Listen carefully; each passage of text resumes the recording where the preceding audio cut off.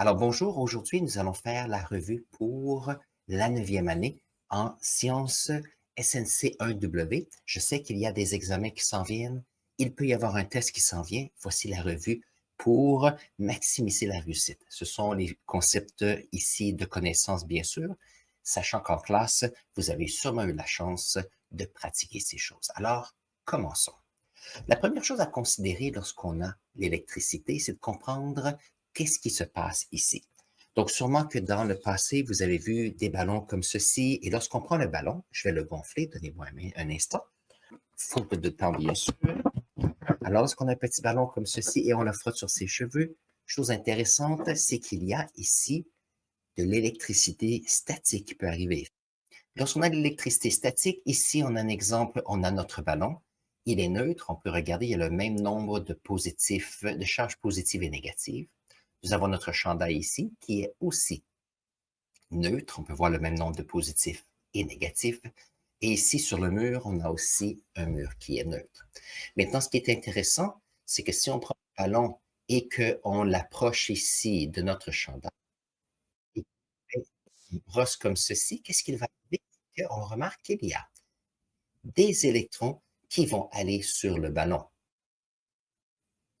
Donc, on se retrouve ici avec un ballon qui émet une charge négative et un chandail qui émet une charge qui est beaucoup plus positive. Maintenant, la raison que ceci arrive, c'est qu'il y a des matériaux qui ont tendance à attirer fortement leurs électrons ou des électrons comme le caoutchouc comme ceci. Le chandail qui est fait de laine ici montre ça attire ces électrons, mais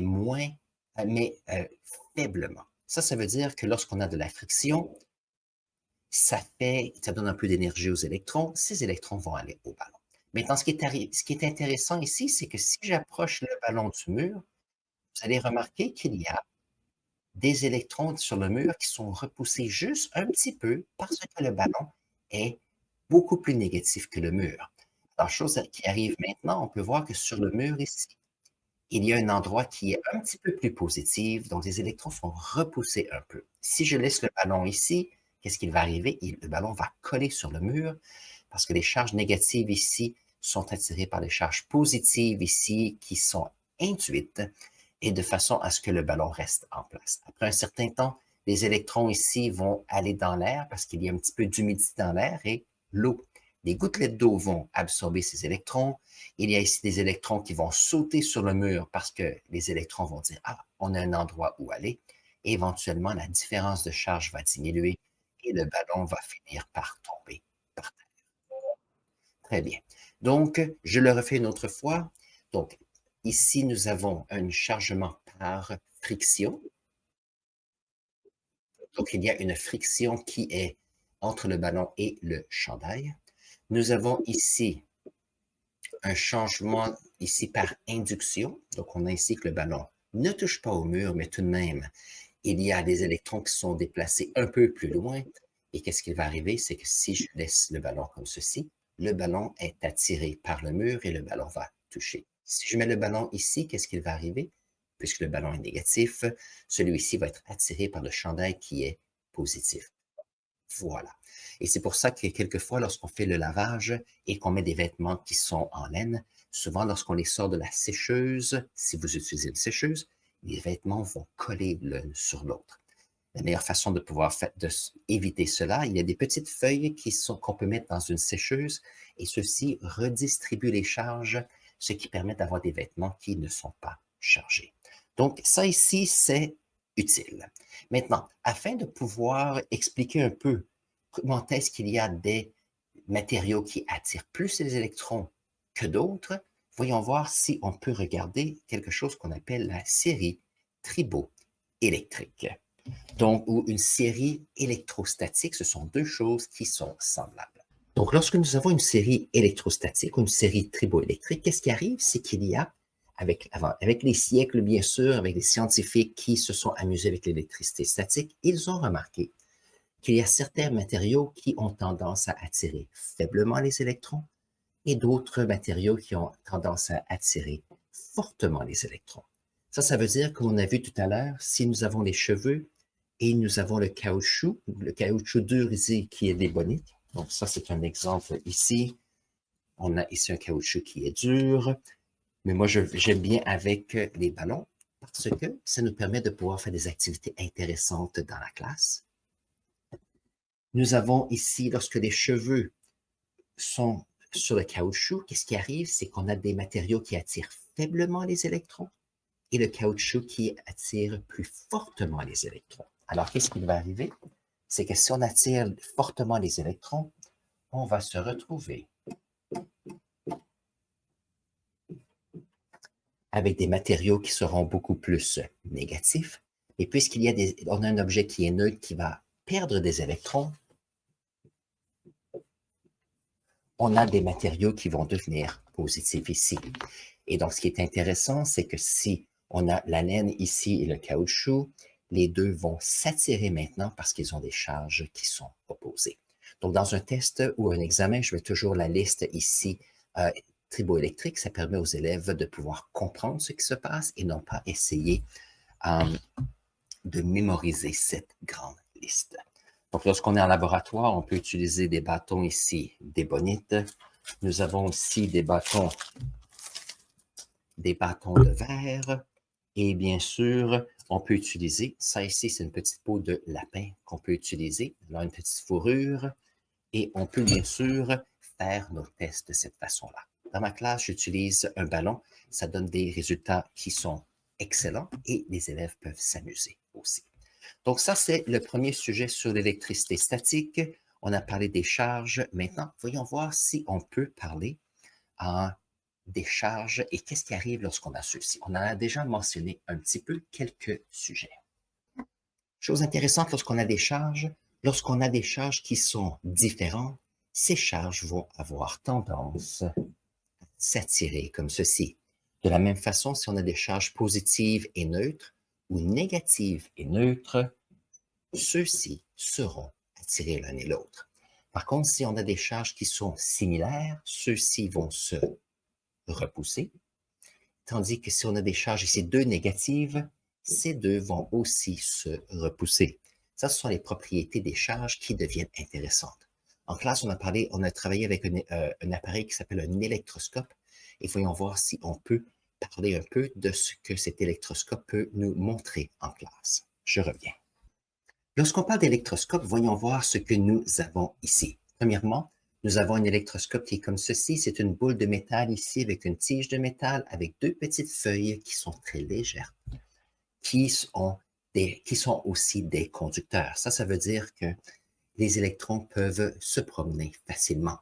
Contrairement à ce que nous avions tout à l'heure avec ici l'électricité statique, où on utilise des isolants. Une fois que les charges sont ici ou ont quitté, on a des charges qui sont maintenant spécifiques parce que les électrons ne peuvent pas se promener. Alors ici, nous avons une tige qui est négative. Donc, ça serait par exemple un bâton des bonnettes comme ceci avec un peu de fourrure de lapin.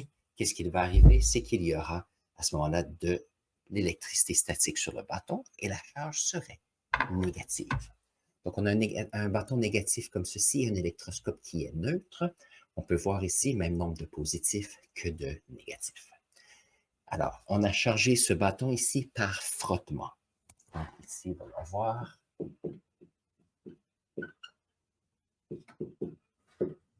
Alors, par frottement, c'est lorsque nous avons, par exemple, cette fourrure et le bâton, lorsqu'on a de la friction, comme ceci, la friction fait qu'il y a des charges.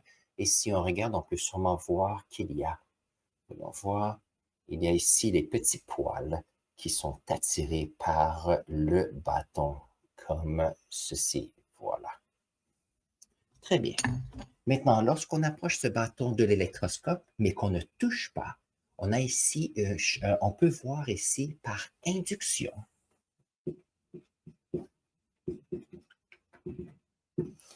Nous avons ici un bâton négatif qui va s'approcher ici, mais puisque nous avons ici un électroscope qui est fait de métal qui conduit les électrons qui sont ici vont passer de la boule ici et vont descendre vers les petites feuilles. Maintenant, ce qui est intéressant, c'est que ici, les deux petites feuilles vont se distancer parce que puisqu'ils ont les mêmes charges, les deux veulent se repousser et donc on peut voir physiquement les deux petites feuilles se déplacer. Donc, ça, on appelle ça ici de l'induction. Très bien. Maintenant, lorsqu'on touche ici notre électroscope avec notre bâton, qu'est-ce qu'il va arriver? C'est que il y a des électrons qui vont être attirés par la charge positive qui est sur la petite boule ici. Donc, vous vous rappelez ici par induction, les électrons ont descendu, donc on a quelque chose d'un peu plus positif. Donc ici, par contact,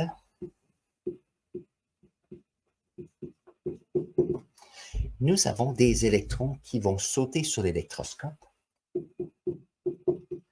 Donc déjà, nous avions des charges négatives.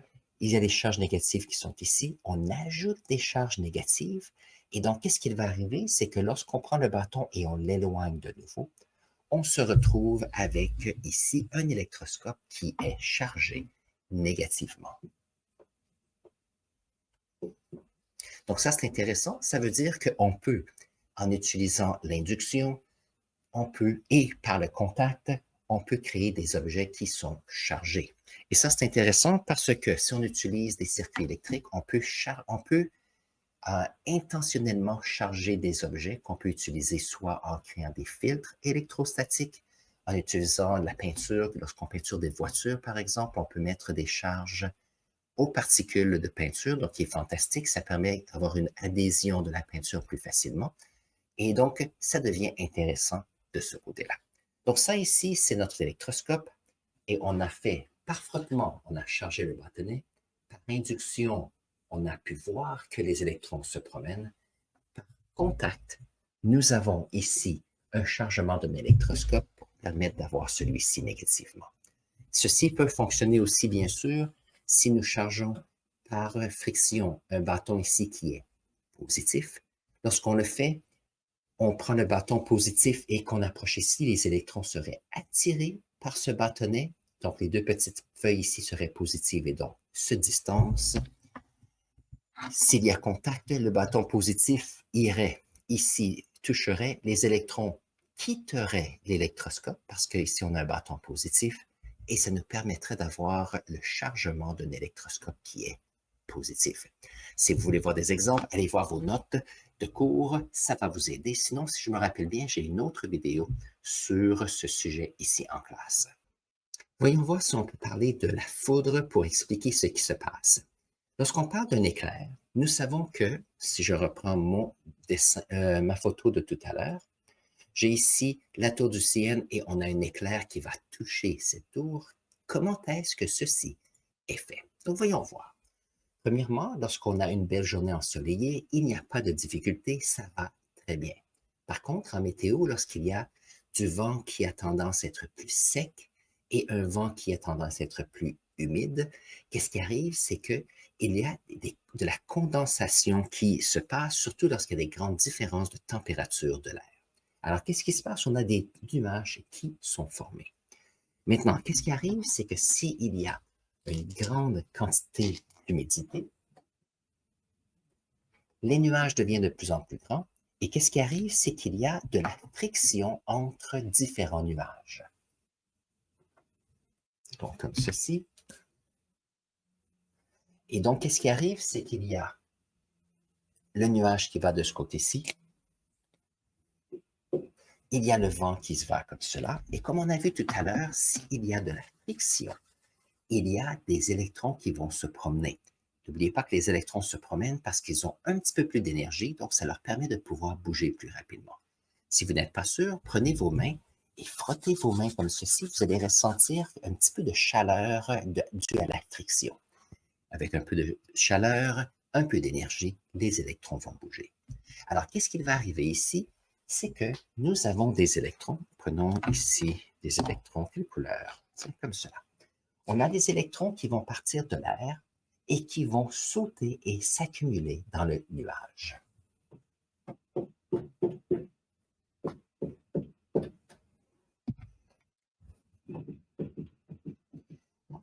Donc, lorsqu'un nuage est neutre, il n'y a pas de difficulté. Par contre, avec le temps, s'il y a une augmentation du nombre d'électrons dans le nuage, qu'est-ce qui va arriver? C'est qu'on va se retrouver avec de l'induction possible. Tout à l'heure, lorsqu'on a un nuage qui est neutre, nous avons un arbre qui est neutre comme ceci, et on a ici quelqu'un qui a aussi une charge neutre. Maintenant, n'oubliez pas que dans un arbre ou dans un humain, il y a bien sûr des fluides qui contiennent des électrolytes. Ça veut dire que les électrons peuvent se promener dans cette matière. Donc, si on a un nuage ici qui est plus négatif, par induction, parce que s'il y a de plus en plus d'électrons, il y aura dans l'arbre ici un mouvement d'électrons. Et qu'est-ce qu'ils vont faire? Les électrons vont se retrouver à la Terre ici. N'oubliez pas que si nous avons ici un endroit qui est neutre, le sol est aussi neutre. Si nous avons ici un nuage qui est négatif, les électrons vont être repoussés ici. Dans la Terre, les électrons seront repoussés. Et n'oubliez pas que à la surface, on se retrouve avec une charge plus positive. Maintenant, ça, c'est fait par induction. Maintenant, s'il y a de plus en plus d'électrons, qu'est-ce qui va arriver? C'est que les électrons ici vont dire, on a un endroit qui est positif, voyons voir si on peut aller faire un tour pour aller se promener. Il y a toujours des électrons qui peuvent bouger parce qu'ils vont sauter de petites gouttelettes à gouttelettes dans l'eau ou de poussière ou de molécules. Et l'éclair peut se rendre sur l'arbre ici. On a sûrement déjà vu des photos ou on a sûrement déjà vu des vidéos où on a des arbres qui sont touchés par les éclairs. Mais si on a ici un arbre qui a une tête qui est positive et un humain qui est ici, on ne veut pas que l'éclair touche à cet humain. Parce que bien sûr, c'est dangereux. C'est pour ça que s'il y a des personnes qui vont jouer au golf, par exemple, ou sont dans un endroit qui est un terrain plat, et qu'il n'y a pas d'arbre qui est coupé, l'endroit qui est le plus positif sur le terrain est la personne. Et donc, un éclair peut aller facilement. C'est pour ça que on joue à l'extérieur durant l'été, on est à la piscine, on joue au golf, ou on joue au soccer, on vous dit souvent, il faut entrer à l'intérieur si on commence à entendre le tonnerre, parce que si on entend le tonnerre, la foudre peut venir et donc c'est dangereux. Maintenant, que se passe-t-il avec la tour du CN? Pour la tour du CN, c'est la même chose. Si on a une accumulation de charges négatives dans le nuage, ces électrons veulent aller faire un tour sur le point le plus haut et la raison de cela, c'est que c'est le point par induction qui est le plus près du nuage qui sera positif. Et puisqu'on met un fil électrique, donc il y a un fil électrique qui va jusqu'à la Terre ici, on a ce qu'on appelle une mise à la Terre.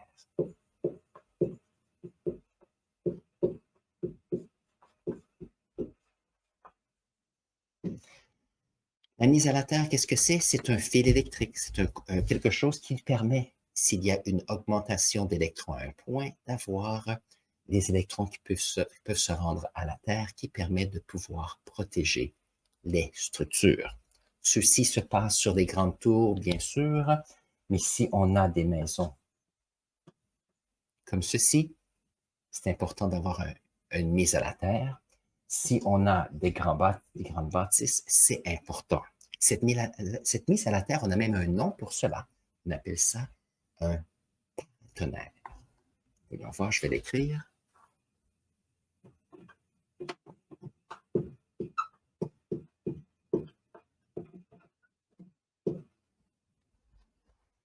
Donc, un paratonnerre, qu'est-ce que c'est? C'est un dispositif qui permet aux électrons qui viennent des éclairs de pouvoir suivre celui-ci, de façon à ce que s'il y a un éclair, ça va suivre, et ça permet de protéger les circuits. Maintenant, ici, on parle d'électricité statique, Bien sûr, si on regarde à la maison, donc je suis ici en Amérique du Nord, si on regarde ici une prise de courant, donc ça, c'est été recyclé, bien sûr. Donc, on peut voir qu'il y a deux petites touches ici. Il y a une charge positive et négative, et le petit rond ici permet d'avoir une mise à la terre. Donc, s'il y a une surcharge ou il y a une difficulté dans un circuit électrique, il y a toujours moyen de pouvoir sécuriser un bâtiment. Et ça nous permet de pouvoir regarder la différence entre toutes les parties qui se rapportent à l'électricité statique. S'il arrive que jusqu'à maintenant, vous avez des questions de clarification, n'hésitez pas de mettre votre question de clarification dans les commentaires ci-dessous. Je suis ici toujours pour répondre à vos commentaires. Donc ça, c'est important. Et puis, dans un instant, je vais parler maintenant des circuits, parce que lorsqu'on parle d'électricité, pouvoir contrôler les électrons dans des circuits électriques permet de pouvoir faire des choses fantastiques. Donc ça sera la deuxième partie de notre vidéo aujourd'hui. Nous allons maintenant parler de circuits. Et pour pouvoir parler de circuits électriques, il faut parler bien sûr de différents symboles qui nous permettent de faire des dessins, comme les dessins que j'ai faits ici. Ça simplifie la façon qu'on peut représenter les circuits. Alors, voyons voir quels sont les symboles ici. Le premier, nous avons des conducteurs qui sont des lignes qui sont solides comme cela. Nous avons des interrupteurs ouverts ou fermés. Nous avons ici des piles. Donc, on a ici une petite ligne qui est verticale et une autre longue ligne qui continue. Alors ça, ce sont des conducteurs et ça représente une pile. Lorsqu'on a une batterie, c'est plusieurs piles ensemble. Donc, on a ici notre conducteur. Alors ici, on a petite ligne et grande, petite, grande, petite, grande. Habituellement, on en met un maximum de 3. Et si on se retrouve avec un voltage qui est plus grand, on va utiliser 6 volts, 12 volts, mais avec le même symbole. On a ici un cercle avec un A, qu'on appelle ça un ampère-mètre. On a ici un cercle avec un V, qui est le voltmètre. On a ici un cercle avec un X, qui représente une ampoule. Quelquefois, il y a aussi, c'est comme des petits cercles, des petits tourbillons. On pourrait faire ça avec un cercle, ça représente des ampoules, une façon de transférer l'énergie des piles ou des batteries à de l'énergie lumineuse. On a bien sûr un M dans un cercle qui représente des petits moteurs. Ça, ce sont des symboles que je vais utiliser pour continuer cette vidéo. Maintenant, regardons maintenant deux types de circuits. Le premier, c'est un circuit qu'on appelle en série. Un circuit en série, c'est lorsqu'on a notre pile ici. Ici, j'ai un interrupteur qui est ouvert. On a une ampoule et ça revient. Il y a seulement un chemin pour les électrons. Aussitôt que je prends, on va voir le rouge, pourquoi pas. Aussitôt que je prends mon interrupteur et que je le ferme, un interrupteur fermé permet aux électrons de se promener. On a donc ici une bande qui est négative, une bande positive pour la pile. Ça veut dire que les positifs vont commencer à attirer des électrons, qui vont attirer des électrons. Et ici, les électrons seront repoussés l'un et l'autre, comme cela. Et ça veut dire qu'on a maintenant un mouvement d'électrons dans un circuit simple. Il y a seulement un chemin. Ça veut dire que tous les électrons qui partent de la pile vont avoir 1,5 volts d'énergie. Ce 1,5 volts d'énergie va être donné ici à l'ampoule pour l'allumer et on va avoir un retour qui va continuer ici. Je rappelle que ça, c'est une vidéo de revue. Sur cette chaîne, j'ai plusieurs vidéos qui expliquent chacun de ces types de circuits, bien sûr. J'ai ici un autre circuit qu'on appelle un circuit en parallèle. Lorsqu'on a un circuit en parallèle, on a ici notre batterie. Donc, la raison pourquoi c'est une batterie, c'est qu'il y a ici plus qu'une pile. On a un interrupteur qui est fermé. On a nos conducteurs. Et ici, j'ai mis 3 ampoules. Et qu'est-ce qui arrive? C'est qu'on a des électrons qui vont revenir à la pile pour chercher l'énergie. Donc, puisqu'on a 3 volts d'énergie pour les électrons vont pouvoir circuler parce que l'interrupteur est fermé. Et les électrons vont avoir 3 chemins possibles pour pouvoir aller. C'est un peu comme la circulation en voiture. Les électrons vont passer dans la première ampoule pour commencer, mais ici, il y aura une résistance. ça va ralentir les électrons pour le transfert d'énergie pour faire de la lumière. Ça veut dire qu'il y a d'autres électrons vont dire, ah, il y a un ralentissement ici, on va aller au suivant, ralentissement ici, on va au suivant. Maintenant, lorsque les électrons vont dans les trois branches, ceux-ci vont suivre, bien sûr, le chemin du retour qui est comme ça. Lorsqu'on a ici des ampoules qui sont en série, chacun ici aura 3 volts. On va voir. Chacun aura 3 volts parce que chaque électron qui vient ici à la batterie à 3 volts pourra donner 3 volts avant de revenir ou donner 3 volts avant de revenir ou donner 3 volts avant de revenir. Donc ça, c'est la différence entre un circuit en série et en parallèle et comment est-ce que les électrons bougent. Maintenant, nous allons regarder des circuits qui sont un petit peu plus complexes de façon à ce qu'on puisse avancer dans la revue de notre test et examen qui s'en viennent. J'ai maintenant un circuit qui contient ici un circuit en parallèle, mais si on est pour prendre, si je suis pour cacher cette section, on peut voir que c'est comme si c'était un circuit en série. Si j'étais pour cacher cette partie-ci, on pourrait voir, c'est comme si nous avions un autre circuit en série. Alors, si on se retrouve avec un circuit qui semble complexe, on peut toujours cacher des sections pour nous aider. Maintenant, ce qui est intéressant ici, j'ai un circuit avec des ampoules identiques. Alors, regardons un peu qu'est-ce qui se passe lorsqu'on a des électrons qui se promènent. Le voltage ici, ça c'est l'énergie des électrons.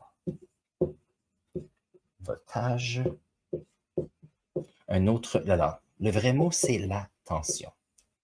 La tension, c'est l'énergie des électrons qui est, et dont l'unité, c'est le volt. Donc, l'énergie des électrons. Maintenant, il y a aussi l'intensité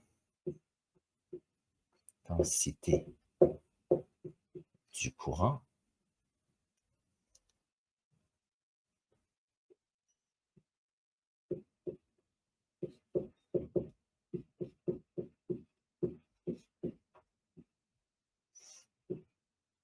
Très bien. Donc, première chose à considérer, on a la tension, et la tension, c'est l'énergie des électrons. L'unité, les unités, ce sont les volts. Comme ceci. L'autre, c'est le courant. Le courant, c'est la quantité d'électrons qui passent par seconde à un endroit donné. Donc, disons à cet endroit juste ici.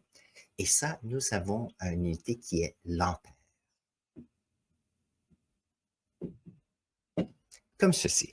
Ça veut dire que si nous avons notre circuit qui est comme ceci, nous avons des électrons qui ont 6 volts. Ça, c'est négatif, ça, c'est positif. Les électrons vont passer.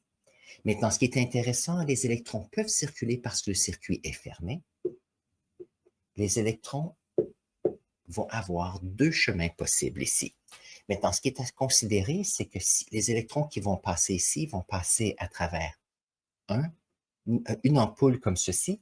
Ça veut dire que tous les électrons qui ont 6 volts vont donner 6 volts ici. Donc, toute leur énergie avant de revenir à la pile. Donc, ça, c'est un circuit qui est simple comme ceci et toute l'énergie est donnée. Maintenant, ce qui est intéressant, c'est que si on a un circuit en parallèle, mais au lieu d'une ampoule, on en met 2, qu'est-ce qui va arriver? C'est que les électrons arrivent ici, ils vont dire, oh, on a une ampoule, ça va, mais on a maintenant 2 ampoules. Ça veut dire que les électrons vont chacune donner 3 volts pour chacun de ceux-ci avant de revenir. Maintenant, ce qui est intéressant ici, c'est qu'il faut considérer que les électrons, en donnant 3 volts ici, vont avoir un ralentissement. Ça veut dire que lorsqu'on a un circuit, il faut considérer 2 choses. Il faut considérer l'énergie des électrons.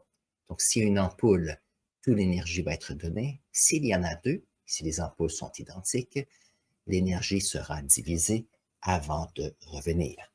Si on a le courant ici qui passe par la pile va être divisé en 2 parties. S'il y a 2 ampoules ici, les électrons seront plus ralentis parce qu'il y a deux choses à faire au lieu d'une. Donc, l'énergie va passer plus rapidement ici. Les électrons vont passer plus rapidement ici que là. De la même façon, moi, je parle souvent de mes élèves. Si on est, par exemple, à la maison et on a une activité, on va manger le déjeuner, on donne toute notre énergie pour l'activité et on revient à la maison pour prendre d'autres énergies et c'est la façon de le faire. Par contre, si on va à l'école, on prend le déjeuner, on va à l'école, on a ici la première classe, on a la deuxième classe et on revient manger au lunch. Maintenant, si nous avons deux choses à faire, il y aura moins d'énergie donnée à chacune.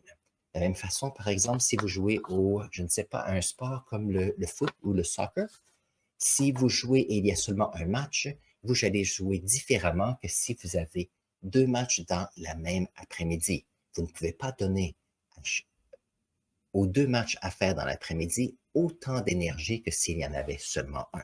Parce que d'une certaine façon, il faut conserver un peu notre énergie pour pouvoir avoir d'énergie pour la deuxième partie. Donc ça, c'est un peu les choses à considérer. Et comme j'ai mentionné ici, il y a deux informations utiles. La tension, qui est l'énergie des électrons, et il y a le courant, qui est le nombre d'électrons qui passent. Et il y a ici un scientifique qui s'appelle Ohm qui a mis tout cela en place, et on appelle ça la loi d'Ohm, et on en parle dans un instant. Lorsqu'on parle de la loi de Ohm ici nous dit que la tension égale au courant fois la résistance. La résistance, c'est la capacité d'une substance de pouvoir ralentir des électrons et donc permettre un changement. N'oubliez pas que les énergies des électrons peuvent être transformées de plusieurs façons. On peut avoir de la lumière, on peut avoir le son, on peut avoir le mouvement et on peut avoir la chaleur. Les quatre grandes façons de transférer l'énergie. Donc, j'avais un téléphone ce matin. Donc, si on prend notre téléphone ici, voyons voir, le téléphone ici, un téléphone est une façon excellente de résumer tout ce qui se passe. On a ici une batterie qui va donner de l'énergie au téléphone et le téléphone permet d'avoir des images, donc la lumière. Lorsqu'on parle à quelqu'un, permet d'avoir du son. Il y a même le haut-parleur si on le fait avec un haut-parleur. On a aussi de la chaleur. Quelquefois, si on utilise notre lampe de poche pendant longtemps, notre téléphone peut chauffer, bien sûr. Et le troisième est le mouvement. Quelquefois, on peut avoir des notifications qui sont sonores, mais il y a aussi le téléphone qui peut vibrer. Et à ce moment-là, c'est le mouvement. Alors, ça, c'est la façon qu'on peut transférer l'énergie. Maintenant, V ici, c'est la tension avec une unité en volts, V. Le courant, c'est l'intensité de courant, le nombre d'électrons qui arrivent à un endroit, qui passent à un endroit spécifique à un moment donné, en ampères. Et la résistance, c'est la faculté de matière à ralentir les électrons. Donc, j'ai mon circuit qui est ici, qui n'a pas changé. Moi, j'ai dit que si j'ai 6 volts ici et que mon 6 volts passe ici, nous avons 1 ampère qui va passer avant de retourner ici. Alors, en indiquant ces deux nombres, j'ai fait mes calculs. Donc, on a V égale à R fois I. On a le voltage qui est 6 volts fois la résistance fois ici le courant qui est 1 ampère. Ici, j'isole le R qui nous donne une résistance de 6 ohms. On a ici la lettre grecque oméga qui est l'unité de résistance. Très bien. Puisqu'on a tous des ampoules identiques, ça veut dire que chacune des ampoules qui sont ici ont aussi une résistance de 6. Donc, si je prends ma loi d'Ohm, nous avons ici le voltage qui est égal à la résistance fois l'intensité de courant. Moi, je veux savoir ici, si je fais mes calculs, je sais que j'ai 3 volts qui sont ici, mais puisque la résistance, tiens, je vais faire le calcul de nouveau, comme ceci. Voilà. Si on a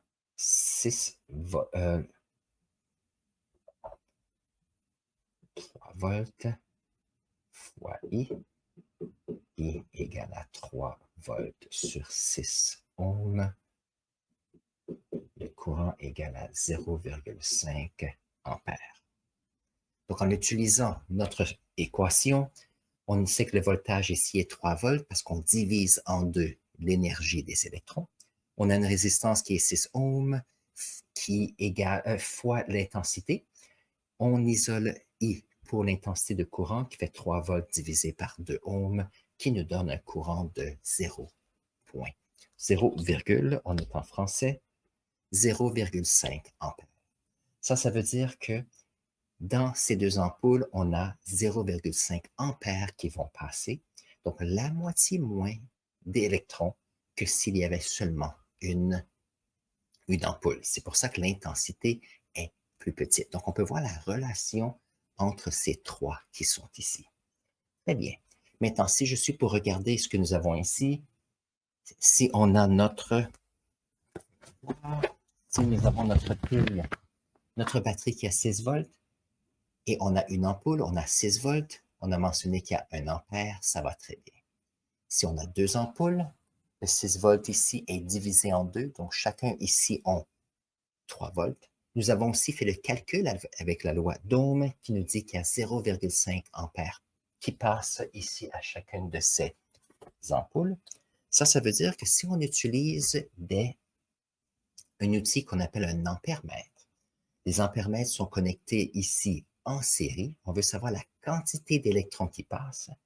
Il y a 1 ampère qui passe ici.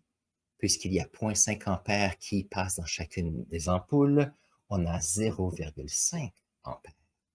Mais ça veut dire que les électrons qui passent ici et dans la deuxième branche, lorsqu'ils vont passer ici, on se retrouve avec un total de 1,5 ampères.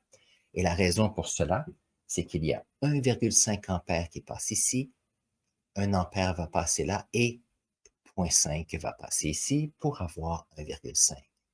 Donc, si ça montre que si on a une branche, on a 1 ampère qui passe. Si on a l'autre branche, il y a 0,5 ampères. Ça veut dire que plus il y a ici de segments en parallèle dans un circuit en parallèle, plus le courant va augmenter. Et ça, c'est important à savoir parce que s'il y a trop de courant, il y a des fils qui vont chauffer. Et ça peut être dangereux pour la maison. Donc, dans les maisons ici, on a souvent ce qu'on appelle des disjoncteurs. Les disjoncteurs ici, ce sont des appareils qui, s'il y a trop de courant, ça va chauffer et ici, le circuit va ouvrir automatiquement pour protéger la maison. Une fois que ça s'est fait, il n'y a plus d'électrons qui passent. La chaleur des fils vont descendre et à ce moment-là, on peut rallumer notre disjoncteur et pouvoir faire fonctionner nos appareils. Mais n'oubliez pas que s'il y a une surcharge, comme ceci et notre disjoncteur ouvre le circuit, c'est important de savoir qu'est-ce qui est arrivé pour permettre ou pour causer le disjoncteur d'ouvrir. Comme ça, on peut rectifier la situation et on peut remettre ici notre disjoncteur sans qu'il y ait de problème. Donc, à la maison, j'ai une prise de courant s'il y a le micro-ondes et aussi le petit four grille-pain. Qu'est-ce qui arrive? C'est que si les deux fonctionnent en même temps, il y a trop d'énergie utilisée et le disjoncteur va allumer. Donc, tout le monde sait à la maison qu'on utilise soit le grille-pain ou on utilise le micro-ondes, mais pas les deux en même temps. À vrai dire, j'ai mis une barre de tension qui alimente les deux appareils. Ça veut dire que si les deux sont utilisés, la barre de tension va ouvrir le circuit au lieu que je sois obligé de toujours aller dans le sous-sol pour fermer le circuit après qu'ils aient été ouverts. Donc, voyons voir. Loi d'Ohm, je pense que c'est bon. Et donc, ça, ce sont les grands sujets qui seront couverts dans l'examen.